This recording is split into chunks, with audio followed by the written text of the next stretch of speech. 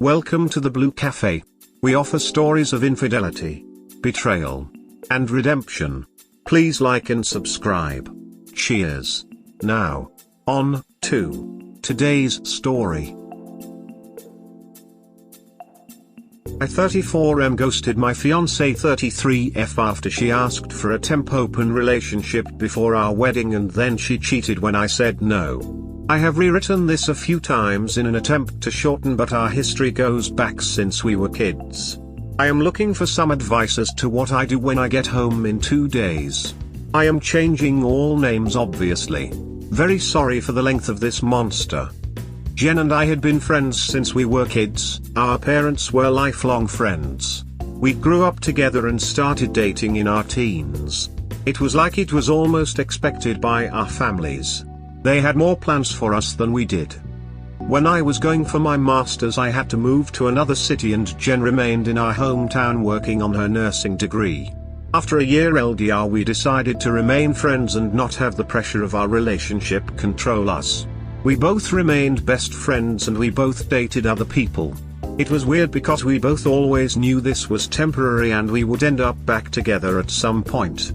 I graduated and stayed in the city I got my master's in and started working in my field. I waited for a transfer back to my hometown, and when I got it I was so happy. Jenn was in a long-term relationship and he was a nice fellow, but I always got the feeling he was wary of our friendship. I understood the vibe and stepped back out of respect, although she and I would talk several times a year. My boss and mentor, I will call Paul 44M, was a great guy and we became good friends. He taught me the ropes and one day came down from the ivory tower and wanted to talk. He explained there was an open position in a foreign city for 2 years and it would be advertised shortly. He explained the position, and even though the money wasn't huge, all expenses such as rent, hotel and expenses related to travel were covered. Basically I would be based in Tokyo and have to travel once in a while to other Asian cities for a few days here and there. I thought about it, talked to my friends and parents. Paul said it was a bitch position but would be a great opportunity to prove myself and climb the ladder. I thought, why not? I could save most of my salary and gain valuable experience. Paul said he would speak to the old man and if I wanted it he would recommend me. He explained he himself did something similar years ago and it helped his career. So off I went. The first year was horrible, getting used to the culture and social rules, not only in Japan but the other countries I would visit for work. One thing that surprised me was how available women were. Everywhere I went they loved foreigners. I got to sample the delights of the Orient. These weren't third world women.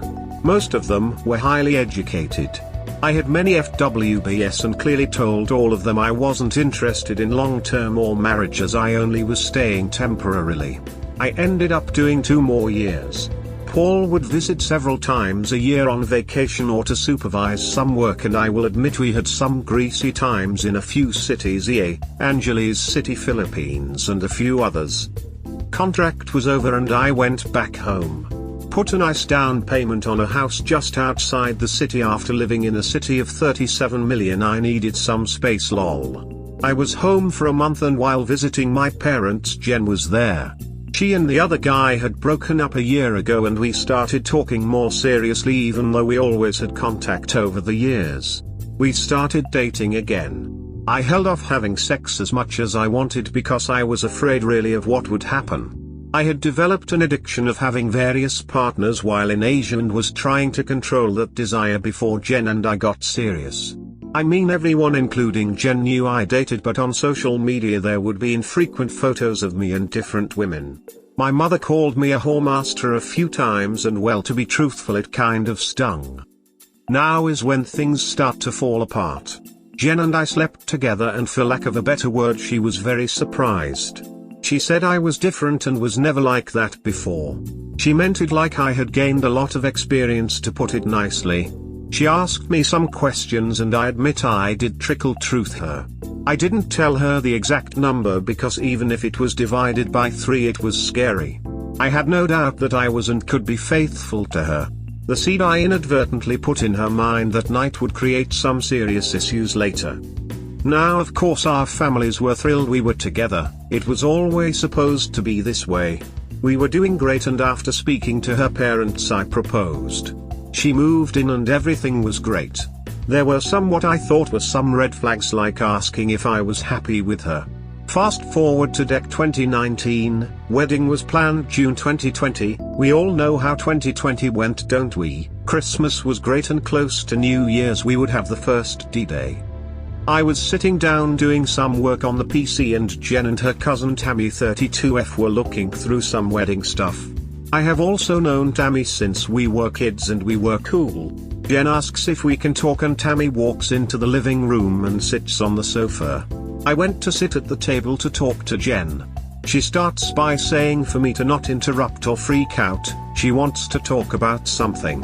She then explains our difference in the bedroom and says she believes I wouldn't be satisfied with her and eventually I would cheat on her, and she didn't want our future children and relationship to be ruined if I stray. So here I was thinking, great, I am about to get dumped.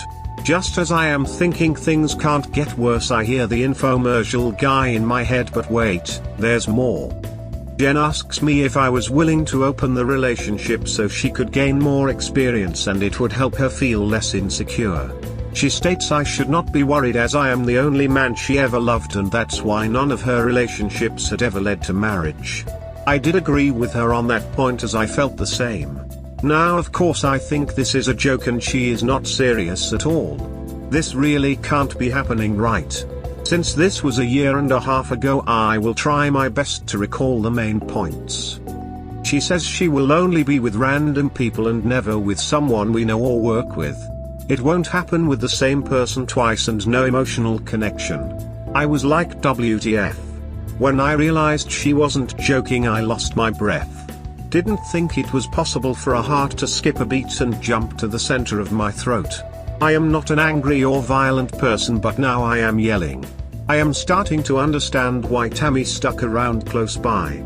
I yelled, Tammy, did you put her up to this? Tammy says she is just there to support Jen. Wow, thanks so much. So then Jen says I am free to do as I wish under the same rules, and I said no. I am so pissed at this point, and even writing this now I am raging. I then said I don't want one night stands. I just want one person. She says who? I looked at Tammy and not in the eyes and said, I wanna FCK Tammy. Now I get a rise out of Jen, and Tammy wasn't expecting that and she is a bit red in the face and now uncomfortable. Jen says no, she is family and someone we both know, and it is gross for me to even suggest it. I am now totally in a bizarro world. Where the hell did this come from? We argued back and forth for a bit and I told her if she does this the relationship is over. I am totally against this and I love her and we can work through everything together, but not this. I stormed off, grabbed my pillow and went to the guest room. I could hear them downstairs for a bit but couldn't hear what they were saying. It would have been a hilarious joke if it didn't last for an hour of conversation. I didn't sleep all night and was a bag of SHT at work the next day. Jen started 2 weeks of night shift that day, so at least we wouldn't be home together for the time and we could both cool down and revisit this later. Dinner would be in the fridge for me every day with an I love you note. She would text frequently but I kept my answers short. Thursday night of the next week of her night shift I go to the PC to work over some files and I notice an email notification on her account and it's a hotel reservation for a good hotel that's close to my office. I know it well as I go often with co-workers. I am thinking she is supposed to be working but maybe she wants to apologize and take me for a night out. The next morning I am waiting for her text or call to invite but only asking me how my day was. Then she says she's so happy she only has to work one more night of the night shift. How does she have one more night and a hotel reservation? I was sick, stressing in my office. Started looking through some dating sites, especially profiles with no pics. I can't find anything. Paul pops in and asks me if I want to go for lunch and sees I am a mess. He asks what's up and I tell him. Paul is hard migtor but has always supported my relationship with Jen. He suggests we go get lunch at hotel restaurant and I scream no, not that place. He didn't know that part. We actually go for lunch and I am sick to my stomach, so I can't eat. Don't even want to drink. He says I can't work like this and I can take as much leave as I can. Paid and unpaid if needed. I told him I can't be there at my house anymore. I can't see her and a part of me wants to believe it isn't true. I rush home and put as much of my SHT in my car as I can and go back to the office. Paul says let's go stake out the hotel and wait for her to check in. I mean I am no spy or detective, I am more like Inspector Clouseau. I was really resisting this but I really had to know. So we go set up in the lounge bar and I start pounding them back and waiting, still hoping this wasn't real. Around 6:30 Paul taps me on the shoulder and there she is at the front desk and not in uniform. I want to strangle her, scream, spit, cry, I don't know. We wait for 10 minutes after she gets in the elevator and Paul and I walk to the front desk. I ask the reception to put me through to Jenn blank blank room and it rings. As soon as she answered I just started yelling into the receiver and she sounded confused. Jenn, I told you if you did this that we would be over. I am done, wedding off, relationship over, and I hung up and got my ass out of there. Now where to go? I went back to Paul's and now my phone is lighting up. The only person I called was my dad and explained in PG-rated terms what happened and I need to leave town for a bit. It wasn't a discussion and I feel bad for how I spoke to my old man. Phone didn't stop for 2 days. Everyone under the sun called me and I didn't answer. I didn't know what to do. The only way I could explain how I felt was like walking around underwater. Paul mentioned some financial things I should deal with to protect myself. I wasn't even thinking about that. The house, wedding, loans for the car.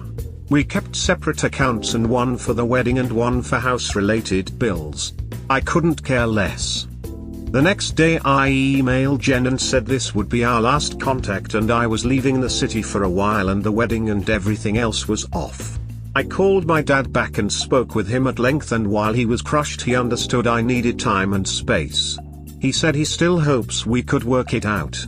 10 days later I boarded a plane and traveled to Bali. I never answered any of her or anyone's messages or emails. I don't know if she left the hotel that night or stayed. I didn't care. I eventually landed in Bali and climbed into a bottle for the next month and went offline with the exception of my dad and work. Didn't even care if I got fired. I wish I could say I enjoyed myself but was mostly just drunk. I felt a lot of rage and shame and hate about how things went down. I kept in touch with Paul about my leave and after 3 weeks he asked if I could run back to Tokyo to look after some things. We talked about the new global virus and I mentioned coming back to Canada to settle things there as I was hearing rumors of potential lockdowns. I got to Tokyo on March 1st and it felt good to get back to work even if it was just a little. After hearing lockdowns were coming Paul mentioned me getting back to Canada but I said May. It's only going to be 30 or 60 days. I need some time to plan my next move. 30 to 60 days, duck me. I was still in Japan for another year before I got vaccinated. But by this time I didn't really want to go home. My house was rented out and I was talking to family but refused any info about Jenn. On Sept 21 I received news my dad had a heart attack and was doing well but would need a triple bypass. This surgery is serious, not as serious as it was 40 years ago but I still want to see him and just in case. I know when I get home it is going to turn into a SHT show and I really don't want that, just want to see my folks and thank Paul for all he has done for me, even as selfish as I was. But I know I am going to have to see her and I have no idea how I am going to feel or think. I am so sorry for the length of this, even still I left a lot out. Any advice, tips or insults would be appreciated. I am flying out in 4 hours and will land in about 24 hours. Does she keep trying to talk to you? Do her parents know what happened? Unfortunately you will have to see her and be strong. You left because she betrayed you. You are not to blame for that. I hope you update this. Yes, I will do an update once I figure out how to do that. I am new to this site and still reading up on the rules. She had tried several times to contact me through email but I did not reply. There wasn't much said really. just an apology. She asked to speak about it on a video call and I said no need. What's done is done. Other than birthday salutations there was no other contact. My original post was long enough so I did omit some information. I did speak with her father before I left and gave him the gist of what happened. For all intents and purposes her parents are like my second set of parents. He was disappointed but didn't say much. Best way to do an update is just to post a new topic and include the link to this in the top couple of lines. Thank you, I will do that. Don't feel that you need to though. We are just bystanders to your life and whilst we are here to help you navigate this, you are not under any obligation to finish this story. As I said below, a lot of time has passed and life has moved on for you both.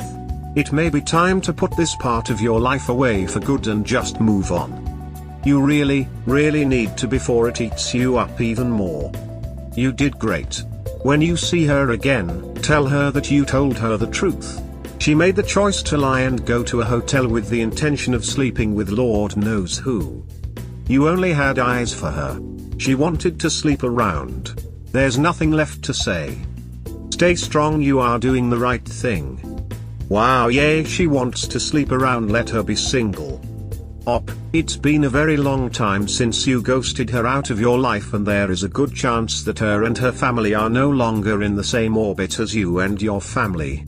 Hell, she has probably moved on and no longer lives there and it's very unlikely that she has been waiting all of this time. Regardless, every man and his dog will know all about what happened so I doubt that anyone will even dare to mention it to you. Go and see your dad, triples aren't that bad, had a quad myself, and he'll be up and around before you know it. Buy your boss a beer or three and keep on living your life and put all of that past crap behind you. It doesn't matter anymore and she is just a ghost from your past. Your ex has no leg to stand on. You made it clear that you did not want to open the relationship. She said it was happening if you wanted it or not. She went through with it. She didn't respect your boundaries. That's all you have to say, you don't have to ever speak to her again. I am new to Reddit and not sure how I update this or how many updates I am allowed. So far I have landed in Canada, seen my dad. He looks good and strong. There is no information about Jen from anyone really. I know she works in the hospital where my dad will be getting his surgery and I know she has been to see him. I did meet up with Paul today for lunch and he told me the old man, the boss, wants to meet me soon. I know I messed that up and I hope I can still keep my job. If not, there are always others. Once I have some news I will figure out how to post it. Man, this is so difficult. You absolutely need to see your dad and I assume that she is still in the area. Seeing her in any capacity is going to test your resolve. One critical question I have for you is if the time away has diminished your feelings for / about her or has it taken the edge off. If they are still intense, and you still absolutely want nothing to do with her, I would be very proactive about planning your trip and make it clear to anyone you will be hanging with that you do not want to see her or talk with her. If you are open to seeing her, again, have a game plan. Will you be aloof, engaging, friendly but not too, what? BTW, you did the right thing emo. A series of casual hooks-ups versus a committed relationship with the only man she ever loved. She made her choice and you made yours. Strength and clarity to you op. Hope you'll update about your trip. I have already seen my dad since landing and he looks pretty good actually. He stated he was looking at getting some new parts for that old clunker of a heart and starting a more active life once done. To answer your other question, I still do have immense feelings for her. That will never change. Will we be getting back together? Absolutely no. I have spent the past 1.5 years psychoanalyzing myself and our relationship and have come to some realizations about not only myself, but our entire friendship/relationship. I am in a good place right now and am looking forward to putting this behind me. I don't know how to update the story as I am a new user, but I will give an update once something actually happens. I 34 ghosted my fiancee 33F after she asked for a temp open relationship before our wedding and then she cheated when I said no. Update of original post. After landing I went to see my dad. He is looking good and actually looking forward to his surgery. Mom is doing well but obviously masking concern. I spent almost the first 24 hours by his side and I think we talked about everything under the sun. But nothing heavy, don't want to stress him. Told him I am here for him, but I am using this trip to reorganize my life. Close some doors and open some new ones. On day 2 Paul and we met up at a local spot close to the office. Paul is already driving the booze into him already. We talked for a bit back and forth. Talking about my dad, work, and he asked me if I had any contact with Jenn. Which I said no to. He then informs me the old man, the boss, wants to see me but considering my father it can wait. I know I am in deep and tell him may as well get it over with. I have a list of things I need to accomplish this month and I may as well start knocking things off it. Meeting Jenn is one of them. I entered the office for the first time in what seems like forever. Many faces missing, a few new ones and the usual suspects. A few people nodded at me and greeted me. We headed up to the old man's office and I had never been there before. We walk in and he motions for us to sit down. I had never spoken to the old man before. He does walk the floor from time to time but people just part like Moses spreading the Red Sea. This is the conversation that followed. Old man: good morning gentlemen. This is a closed meeting and anything discussed is private blah blah blah. The old man just starts going off on a rant about responsibility and dedication and he does have some good points I have to admit. He looks at Paul and asks why they should keep me around. Paul: he does great work. He has saved accounts and acquired many new ones plus we can't find anyone to do the job for the 20% below market salary like we are paying him. WTF. Then Paul and the old man and Paul start maniacally laughing. Like that bar scene in the Goodfellas movie. The old man wipes away a tear from his eye and tells Paul that's why he's the best VP he has. I make a good salary but come on man. I feel quite slighted. The old man looks at me and leans in. Old man: listen kid, I know you had some problems with your woman so let me give you some advice. He says some guy's name he is quoting. I don't know if I am remembering word for word but this is the gist of it. Old man: God gives a woman eyebrows and she plucks them out and draws on new ones. God gives a woman a face and she paints a new one over it. God gives her breasts and she buys a push-up water bra. God gives her a form, and still not satisfied she buys slim-fitting clothes to change that form. If God himself cannot please her, then how can you? Brother, please don't kill yourself. Well, that kinda blew my mind a bit, I must say. Old man looks at Paul: I can trust you to handle this properly. He pauses: your mother will kill me if I have to fire you. So now it kind of hits me. They are f***ing related. Paul and I walk out and I look at him and say, 20% man, really? He puts his arm around me and says, don't worry about that, I got you covered. Me: so am I getting fired or disciplined? Paul: no dumbass, you are getting promoted, he says as he puts his arm around me and kisses me on the side of the head. Me: you could have told me that beforehand, you dick. Paul: nah, it was much funnier this way. I missed you kid, now let's go get ducked up. Me: it's 8:30 in the morning. Paul: who does that? Paul: I do. You still have a lot to learn about enjoying life. Doesn't surprise me with this guy really. What should I expect from someone who got all liquored up before on sake and got into a fist fight with a monkey, got his ass kicked as well I might add, at the hot springs in Japan. We did end up getting pissed up. We talked about work and what was going to happen. We talked about Jenn and he advised me that I really should meet her and get closure. He said we both did stupid things but we are good people. Once I get closure then I will be able to move forward in my future without an anchor of emotion holding me back. He said once that is resolved then we can talk about my employment future. What I want to do and where I want to go. So that was checked off the list. At least I still have a job. Dad is looking good. There is still the matter of Jenn, which has been consistently in my thoughts. I unblocked her on FB and scrolled through to prepare me for what is to come. I sent a PM and asked if we could meet for dinner sometime soon. We only explained pleasantries and are meeting for dinner in the next few days.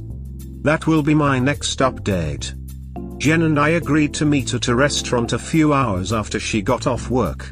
Now going into this, I was afraid of two things. That my anger would remain and I would act accordingly, or my love for her would remain and I would act accordingly. I was hoping to find a comfortable median in the grey area. All my plans flew out the window the moment she walked through the door. She looked wonderful. She smiled and walked over and my stomach was in my throat. I wasn't this nervous when we lost our virginity together. We shared a short awkward hug and I could smell my favorite perfume on her. Is she about to love bomb me or play some emotional tricks? Is she in another relationship and here to show me what I missed? No rings on her finger, even the one I gave her. We talked about my dad first and she told me she always checked in on him when she was on shift and assured me his surgeon for the upcoming bypass was one of the best. We kick around small talk like her extreme workload during the pandemic and what I experienced being locked down in Tokyo. I was seriously getting ready to crack. I can assure you I was calm and collected on the outside but falling apart underneath. I told myself I needed this, to consolidate these feelings in order to move on finally. It seemed we were dancing around the elephant in the room for a painful amount of time and she finally looked at me and her face changed. The whole conversation after that is a blur. I will recount it to the best of my ability. Jenn, first I want to tell you how sorry I am for what happened and for hurting you. Me, are you sorry you got caught or actually sorry for how you hurt me? Jenn, of course I'm sorry for what it did to you, what it did to our lives and our future. I threw it away because of my insecurity. Me, so did you plan it because of your insecurity or you secretly wanted to punish me for the people I was with when we weren't a couple? Jenn, maybe both, but let me say that any other man that was in my life before we were engaged I never loved like I loved you. Tim, her ex before me, cheated on me because he always told me that he could never compete with the feelings I had with you. We broke up for that reason. I did not know this, and to be honest I never felt bad he cheated. I never wanted you to know I was going to sleep with another man. I thought I could emotionally detach from it, and even if you found out we could work through it like everything we ever experienced before. Me, you thought very wrong. It was probably the most painful thing I have ever experienced. I didn't need you to be perfect or experienced, I just needed you to be mine. All of them, Jenn, every single one could never add up to what I felt with you. But now I am thinking, was it a real feeling or the projection of the dream of us that our family wanted or the fantasy we expected? It started to get emotional and Jenn excused herself and went to the washroom to collect herself. We were in a good medium-sized restaurant and only a few tables were occupied. Paul tagged along for some support, as some of you mentioned, and strategically placed himself in the sealed-off lounge. I looked over to get some encouragement or a thumbs up, and he's having a rather animated conversation with two rather attractive ladies. Laughing and hand gestures, the whole 9 yards. He finally looks over and gives me a questioning thumbs up and I nod that everything is okay. He smiled, then gave me the middle finger with a smirk and went back to his extracurricular activities. This effing guy, seriously. Jenn comes back and we resume. Jenn, is there anything you want to ask about that night? Me, it can't be undone. It doesn't matter. Jenn, nothing happened. I wasn't even sure if I could have done it. When you called the room it scared the SHT out of me and I raced down to the lobby, but you were already gone. Me, it doesn't matter now. I am not here to rehash the past. I want us to work on moving forward. Jenn, can you forgive me? Me, of course I can forgive you and I do forgive you. You are not a horrible person. You just made a horrible series of choices which put us here. It is not all your fault. I should have been more open and understanding of your worries as well. I was going through a cycle of emotions from love to anger to regret. Part of me wanted to yell at her and another part of me wanted to take her home and forget this never happened. For the past few weeks I have been watching these Reddit videos on YouTube, preparing myself for this conversation and seeing these men punishing themselves for what their souls had done much worse damage than the actual cheating. I was determined to not be that simp. I start looking at her with the old man's words running through my mind. Painted face, painted nails and form-fitting dress. Do I even really know her? If this is her outward appearance, is her mind the same? Are all their minds the same? I hardened myself. Jen, what now? Is there anything in the future for us? Me, I want you to remember when we were kids and walking home from the park, that vicious dog that approached us. I got in front of you on instinct to protect you, to save you. The owner called the dog and it took off. Just mere seconds really, but when you are 9 that's pretty scary. Me, all these years later I stood in front of you, loving you and protecting you for whatever would come at us. But this time when I stood in front of you giving you everything I had, you stuck a knife in my back. Just like the frog and the scorpion. This statement really hit her like a bolt and she lowered her head and sobbed a bit. I wasn't finished, I needed to get it all out. Jen, I am sorry. She takes out the ring box and slides it across the table to me. I leave it there. Me, I don't want this, I am pissed off. You think I want to be sitting here with my heart jumping out of my throat and you crying? I want to be home playing with the baby we would have by now. I can't remember anything said in the next few minutes. She began sobbing and holding her hands in her face. I have said some shitty things in my life, but that one takes the cake. I apologized and said that went too far. It snapped me out of anger mode. The rest of the conversation calmed down, and after I had blown off that steam we actually had a normal talk just about life and the future. Because our parents are so close and her mom and dad are like my number 2 family and vice versa. We talked about how we could coexist in this realm as friends. Reconciliation is not on the table. She got up to leave and we hugged for a long time. I am going to leave this here and finish the rest off tomorrow. It's been a long few days. Good story? The heading of your story and what you posted are 2 different things. You can't ghost someone if you're meeting them for dinner. Do you know what ghosting is? I don't understand people trying to talk things out, but the writing was on the wall. Did you want to know why she choked the chicken, rode the bike? WTF, dude. Needing to meet them for dinner to hash things out in the open, like riding the bike, you could have met her at the park, chit-chat there, or in the middle of the Ducking Mall. The only thing you ghosted was work. You better be glad your friend helped you keep your job and stop running around like some Winnie A dollar and be at $_ about to get banned from another room. He ghosted her for a year while he was in Japan the second time, during lockdowns. Neither texted/emailed/spoke, that's the classical definition of ghosting. This is a follow-up story from the initial ghosting to Japan. He just got back 'cause of his dad. Of course it feels fake. It is creative writing in the guise of a true story. And this sub very clearly says the posts are for true cheating stories. This one is most definitely not true. I hope that you got what you wanted from coming home and meeting her, so that you are finally able to move on and start a new chapter in your life. Though I have to say, what the old man said is bullshit.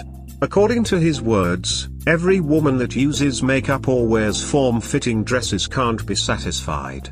Not by God himself, and most of all not by a man. Whoever believes that doesn't stand a chance in life because of that. Everyone is in one way or another not able to be satisfied.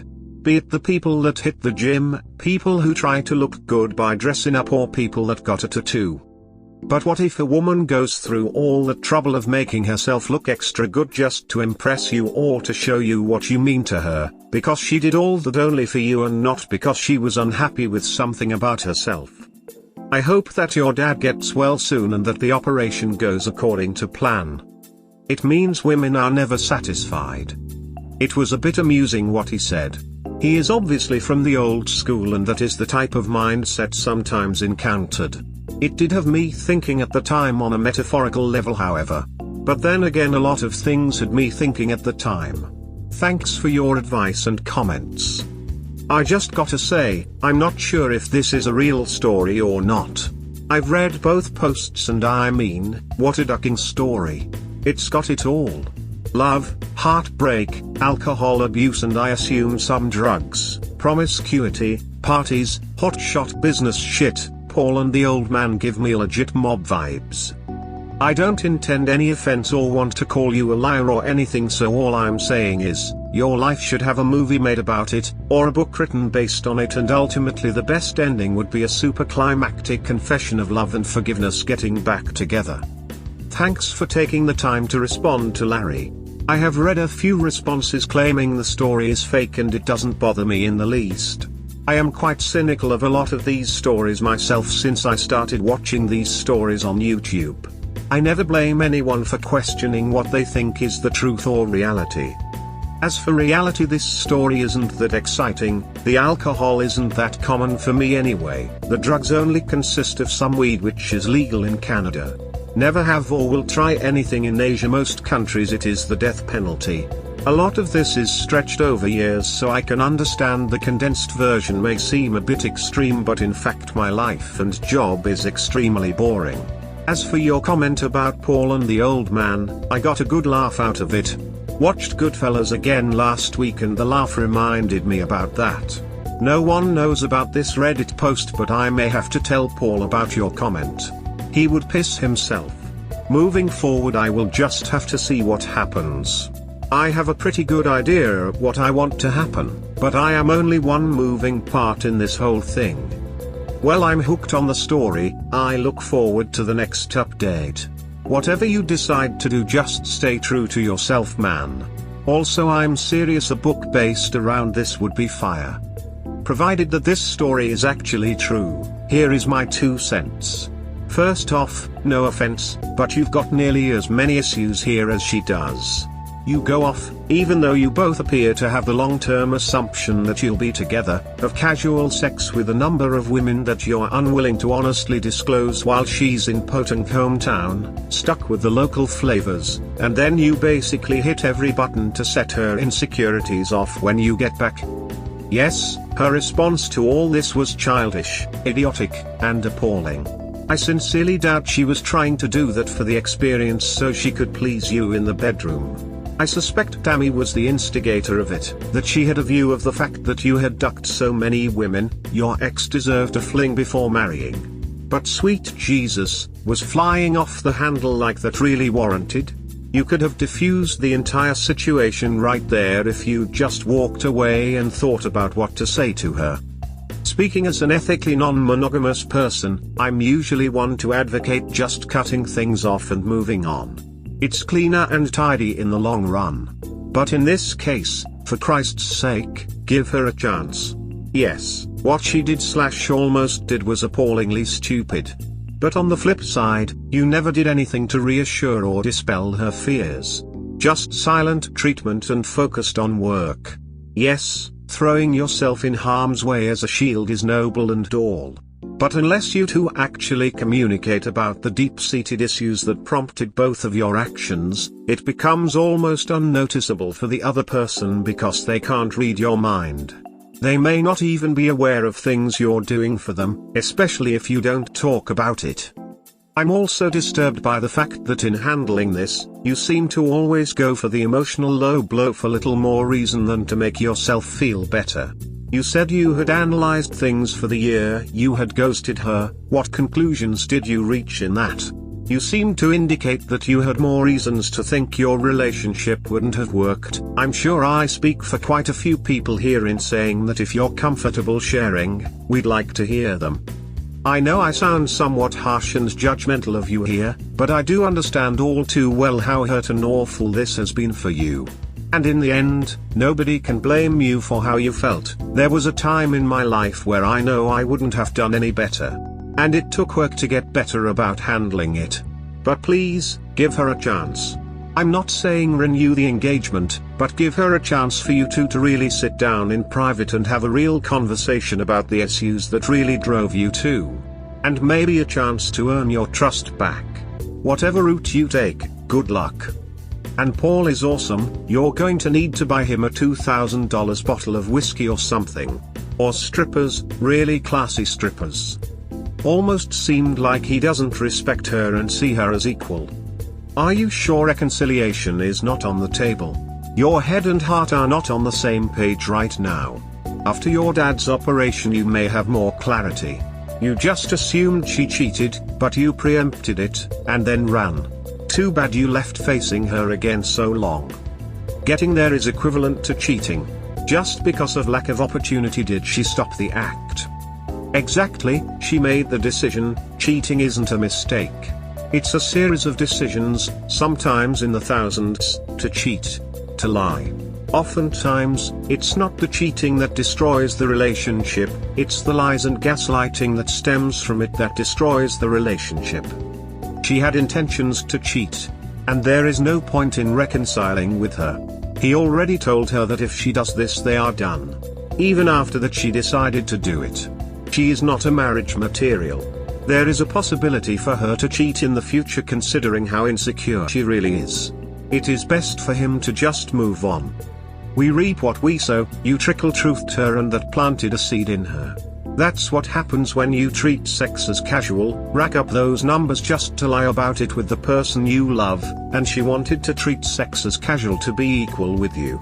Since you both lost your virginity to each other it means you've known her for ages and you two knew you'd end up back together. However, you two decided to end up back together with luggage, which would make the future relationship harder to form. Honestly, it would have been best if you two had stayed together. How many people he slept with when they weren't together isn't her business. Why isn't it her business? Why would it be? As long as the person is clean, their activities shouldn't matter at all. I've never understood why it's an issue. If you have sex with many people, it's a clear indication of lack of sexual discipline.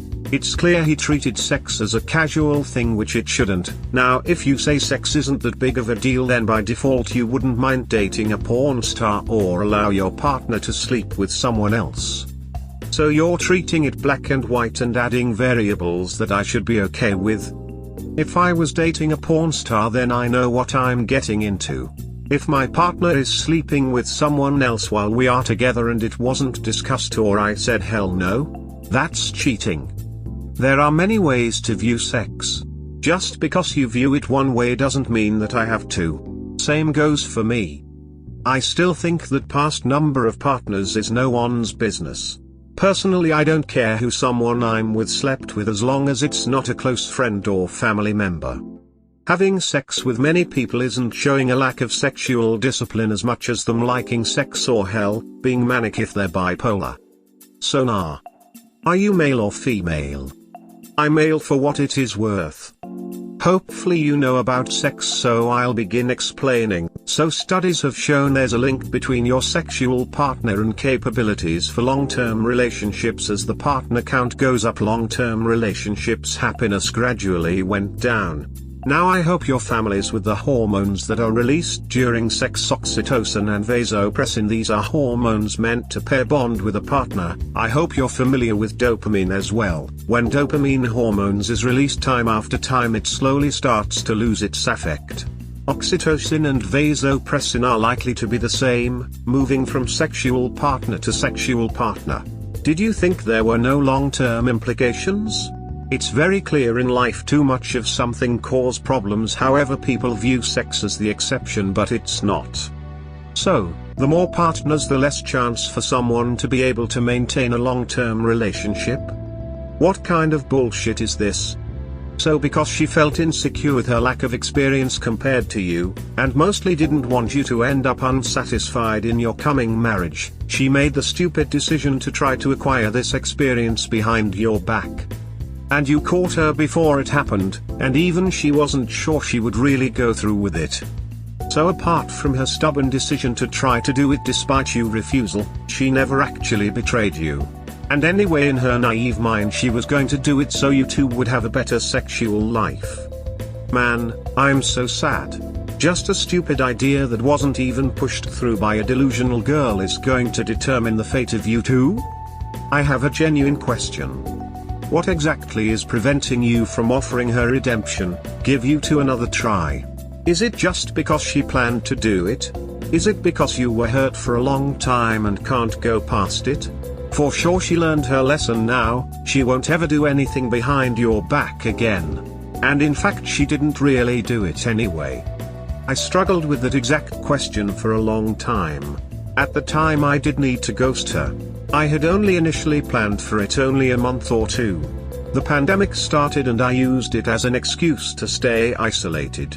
I could have come back sooner, but the burning question was, if I did meet her and closed things off for good, then I would have closed things off for good, and I don't think I was ready to do that. Our conversation lasted a few hours. I only put in what I thought was relevant during the update, but it did continue.